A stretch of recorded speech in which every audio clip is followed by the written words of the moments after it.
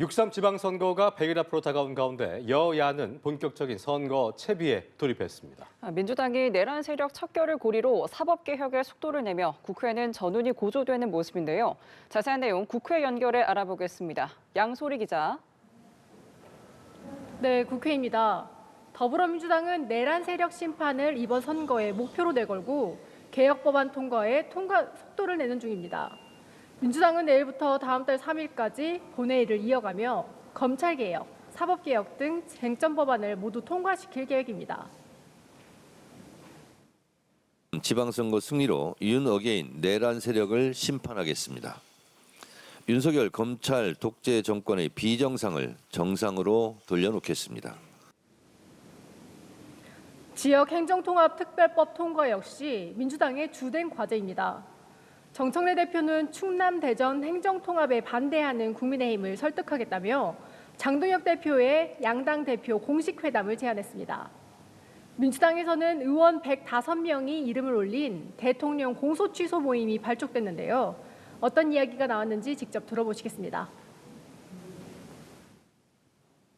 이재명 대통령에 대한 공소취소는 단순히 특정인을 구제하자는 것이 아닙니다.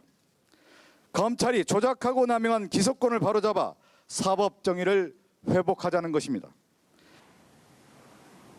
이런 가운데 원조 친명으로 꼽히는 김남국 전 청와대 디지털 소통비서관은 오늘 민주당 대변인으로 임명됐는데요.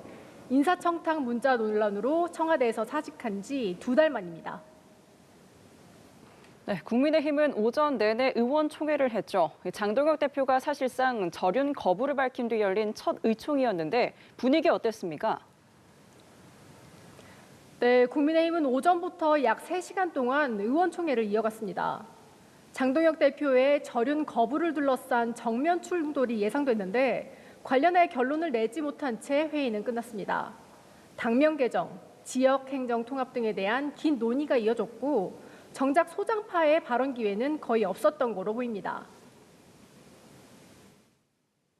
윤 어게인으로 선거를 치를 수 있는지 없는지 저는 이 말씀을 드리려고 하는데 말할 기회가 없습니다.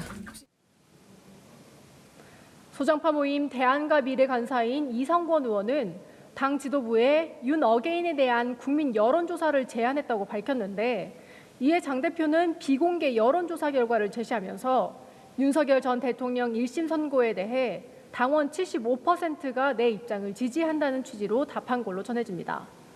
국민의힘도 본격 지선 모드에 돌입하는 중인데 당 공관위는 내달 5일부터 온라인으로 공천 신청을 받기로 결정했습니다.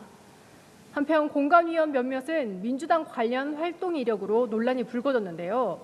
이재명 대통령을 변호했던 황수림 공관위원은 오늘 사의를 표명했고 이정현 공관위원장은 심려를 끼쳐 송구하다고 밝혔습니다. 하지만 이 대통령 대선 캠프에 참여했던 김보람 공관위원의 거취에 대해 이 위원장은 이게 문제가 된다면 당을 옮긴 국민의힘 의원부터 정리해야 한다며 강경한 입장을 내비쳤습니다. 자, 국회 상황도 정리해 보겠습니다. 조금 전 운영위에서 내일 본회의 개의 안건이 민주당 주도로 처리가 됐지요? 네, 그렇습니다. 오늘 오후 운영위 전체 회의에서는 민주당 주도로 내일 본회의 개최를 골자로 한 의사 일정 협의건이 의결됐습니다. 민주당은 이른바 사법개혁 3법을 포함한 각종 개혁 입법과 민생 법안 처리를 위해 내달 3일까지 본회의를 잇따라 이어갈 방침입니다.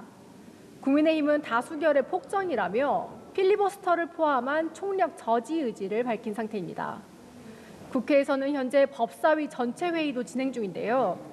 회의에서는 민주당이 2월 임시국회 내 통과를 추진 중인 국민투표법 개정안을 포함해 자사주 소각을 의무화한 3차 상법 개정안, 내란범의 사변을 제한하는 사면법 개정안, 행정통합특별법 등이 처리될 예정입니다. 이와 함께 재경위는 전체 회의를 열고 정부의 대미관세 대응 방안에 대한 질의를 이어가고 있습니다. 회의에 참석한 구윤철 부총리는 여야의 질문에 불확실성이 워낙 높다며 냉정하게 대응하겠다고 답했습니다. 앞서 오전 행안위에서는 6월 지방선거와 개헌 국민투표를 동시에 진행하기 위한 국민투표법 개정안이 민주당 주도로 처리됐습니다. 지금까지 국회에서 연합뉴스TV 양소리입니다.